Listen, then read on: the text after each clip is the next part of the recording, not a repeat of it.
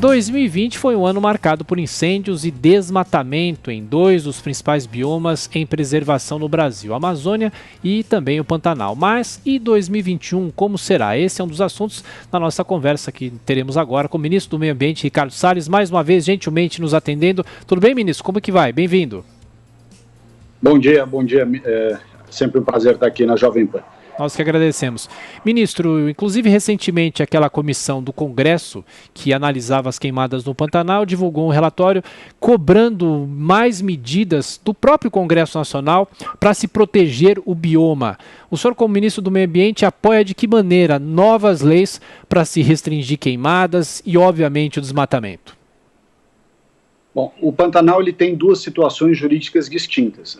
O Mato Grosso do Sul possui o Estatuto do Pantanal, que, embora tenha sido muito combatido e gerou disputas judiciais na época em que foi produzido, é uma norma em nível estadual, ele trouxe muito equilíbrio, né, e bom senso na parte de licenciamento e dos procedimentos para o estado do Mato Grosso do Sul.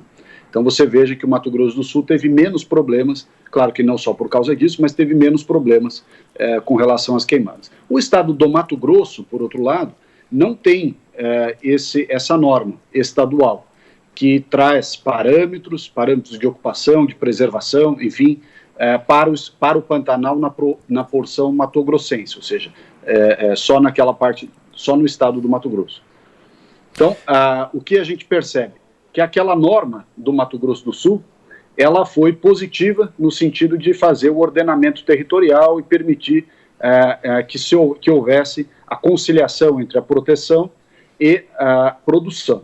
Então, lá no estado do Mato Grosso, deve-se caminhar para uma norma espelhada, inspirada na do Mato Grosso do Sul. Essa medida tem todo o apoio nosso, ela está sendo comandada pelo senador Wellington Fagundes, lá do estado do Mato Grosso, que preside a comissão que acompanhou as queimadas e fez um bom trabalho. Na parte do Mato Grosso do Sul está o senador Nelsinho Trade, a senadora Simone Tebet.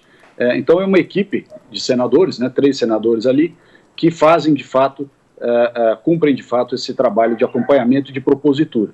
Então isso tem todo o apoio nosso do Ministério do Meio Ambiente. Ministro, agora girando os comentaristas, Augusto Nunes, a sua pergunta, Augusto. Ministro, bom dia. Na segunda-feira nós fizemos na Jovem Pan uma entrevista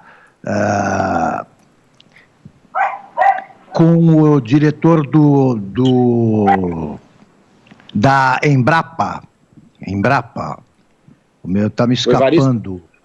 Exatamente, o Evaristo, que eu conheço bem e respeito muito, ele apresentou dados incontestáveis que mostravam o seguinte: o proprietário rural, ele não quer a queimada, ele não quer o incêndio, ele é prejudicado por isso. E falou, isso eu sabia de alguns dados, mas eu não sabia, por exemplo, da importância das brigadas anti-incêndio, que os fazendeiros mobilizam aí para ajudar um ao outro, etc, etc. E o fazendeiro é apresentado como bandido no Pantanal, né? Como responsável pelo fogo. O que fazer para deixar claro que não é o pessoal não está queimando aqui o Pantanal para plantar alguma coisa, ou para criar pasto e tal, até porque não se presta a isso a região. Como fazer, ministro? Augusto, eu assisti a entrevista, aliás, muito bom esse seu programa aí nas segundas-feiras. Obrigado. Mas eu assisti a entrevista do Evaristo, que é também muito meu amigo, e é uma pessoa que conhece muito. E, de fato, o que o Evaristo falou tem razão, né? As queimadas têm múltiplos fatores, questões climáticas, está mais quente, mais seco, o ano mais seco nos últimos 70 anos, que foi ali na região do Pantanal, muito calor, enfim.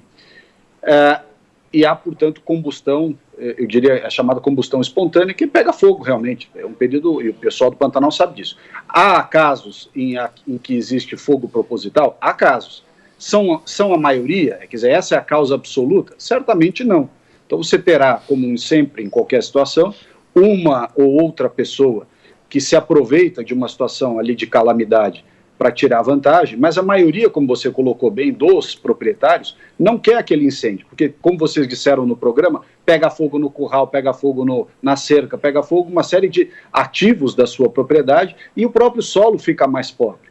Então, Agora, o que precisa haver ali? A conscientização de que medidas preventivas, né, para diminuir o impacto, né, a magnitude dos incêndios, precisam ser tomadas. Que medidas são essas? Primeiro, você permitir o uso preventivo do fogo. Diversas jurisdições, mundo afora, tiveram problemas também com excesso de queimadas porque não permitiram a tempo e a hora o emprego adequado do fogo como medida profilática. Exemplo, Califórnia.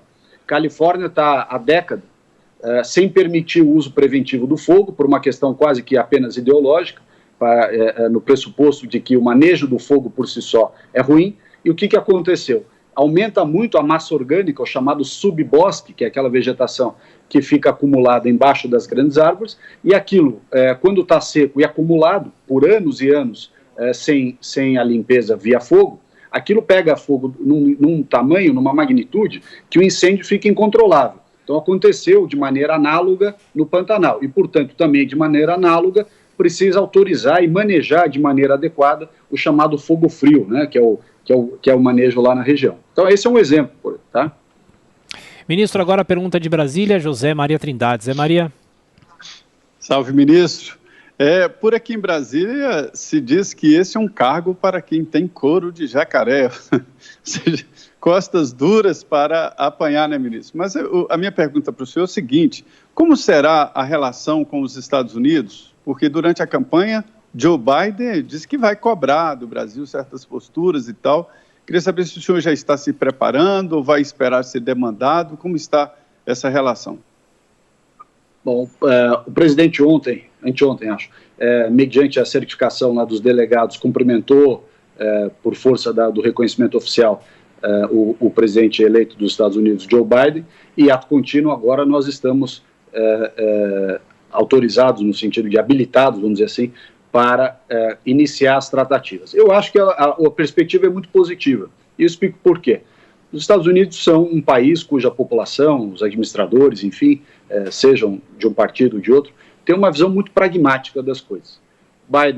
Presidente Biden, quando citou o tema da Amazônia, também citou algo que nós vemos dizendo desde o início do ano passado, de que é necessário uma mobilização econômica, financeira, de grande magnitude, para que a gente possa ter condições de avançar nessas ações relativamente à preservação da Amazônia e melhoria da qualidade de vida das pessoas. O presidente Biden citou naquela altura 20 bilhões de dólares por ano, o que é uma cifra importante. Nós, por outro lado, nessa semana, apresentamos a nova NDC, a contribuição nacionalmente determinada no âmbito do Acordo de Paris, na revisão dos 5 anos do Acordo de Paris, na qual o Brasil não só reafirmou os seus compromissos, como disse o seguinte: a nossa neutralidade de carbono, a exemplo da China, que também se comprometeu no mesmo ano, 2060, pode até ser antecipada, chegando até 2050, desde que esta antecipação seja suportada por uma contribuição anual significativa. Qual é essa contribuição que nós estimamos?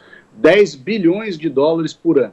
Então, se o Brasil passar a receber 10 bilhões de dólares por ano, que dá quase entre 50 e 60 bilhões de reais, mas recebeu o recurso, quer dizer, nós não estamos falando aqui de dizer que o programa tal, os gastos daquele programa foram computados nos 10 bilhões, não é disso que nós estamos falando. Nós estamos falando de recursos financeiros, 10 bilhões de dólares líquidos para serem usados, por exemplo, no programa Floresta Mais, que é o pagamento pelos serviços ambientais lá na Amazônia. Então, esse recurso, a partir do ano que vem, terá a condição de nos permitir que vá avançando essas ações de preservação. E, como eu disse, a perspectiva desse pragmatismo com a relação dos Estados Unidos, não só também nessa parte de Amazônia, mas também na energia limpa, né, que nós somos exemplo para o mundo, eólica, solar, fotovoltaica, a própria energia decorrente do uso da água, né, hidráulica. Então nós temos aí muita coisa para fazer juntos. A agenda urbana, né, ontem ou anteontem saíram os dados vergonhosos do saneamento ou da falta de saneamento no Brasil, a má gestão do lixo que esse governo está enfrentando através do programa Lixão Zero, o marco legal do saneamento, aprovado neste governo. Então, assim, há muita coisa para fazer em conjunto, oportunidades, inclusive, de negócios esses que são através de parcerias, concessões público-privadas, que trazem investimento, melhoram a qualidade de vida do brasileiro, melhoram o ambiente, melhora o meio ambiente, melhora a condição de preservação ambiental. Então, havendo esta sinergia e trabalho conjunto, e nós vamos trabalhar para isso, haverá certamente muito ganho e avanço positivo. Ainda sobre isso, ministro, quando o senhor diz que não adianta os outros países apenas criticarem, que seria necessário essa injeção de recursos financeiros também, principalmente de países mais ricos, o senhor acha que isso seria possível? De que forma o senhor poderia conseguir esses acordos, tendo em vista as críticas que a gente vem recebendo do setor do meio ambiente, especialmente esse ano? E teriam algumas condições para a gente fazer esses acordos e receber essa quantia toda? Olha, acho que a principal fonte de recursos será quando tiver sido regulamentado o artigo 6.4 e 6.2 do Acordo de Paris, que prevê efetivamente esse mercado de créditos de carbono. Nós fizemos, o Brasil, do presidente Bolsonaro, que, como você citou, muitas vezes injustamente criticado, foi justamente no governo do Bolsonaro que se assinou, foi o presidente que assinou o decreto permitindo o mercado voluntário de carbono, ou seja, empresas nacionais vendendo para empresas estrangeiras os seus créditos de carbono e, portanto, tendo recursos para projetos de preservação ambiental. Permitimos também, e foi no governo Bolsonaro, final do ano passado, que se permitiu que os estados, os chamados subnacionais, né, subnationals, pudessem apresentar os seus projetos de crédito de carbono para o exterior diretamente. Fomos nós que permitimos, o governo do presidente Bolsonaro. Agora, o Acordo de Paris, que prevê esse mecanismo de mercado, ele primeiro precisa ser regulamentado. Isso foi postergado, e não por nossa culpa, ao contrário do que alguns colocam erroneamente na imprensa. Felizmente temos a Jovem Pan aqui para esclarecer. O Brasil, em Madrid, no final do ano passado, foi quem mais avançou e mais fez esforços para que o acordo fosse regulamentado. E por quê? Por uma razão simples. Porque para o Brasil é uma grande oportunidade de venda de créditos de carbono de origem florestal, sobretudo da madeira nativa, né, a nossa floresta amazônica, também tem a madeira plantada, que pinos, eucalipto, outras fontes também.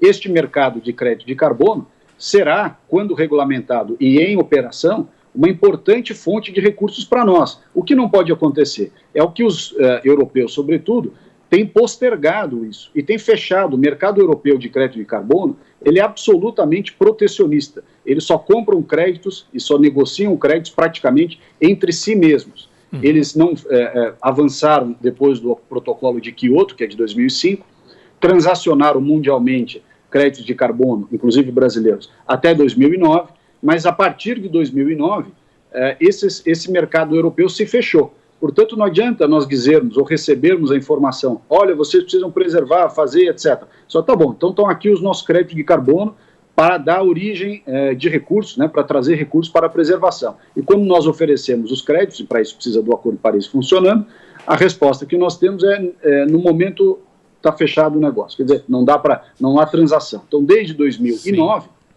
que este mercado se fechou.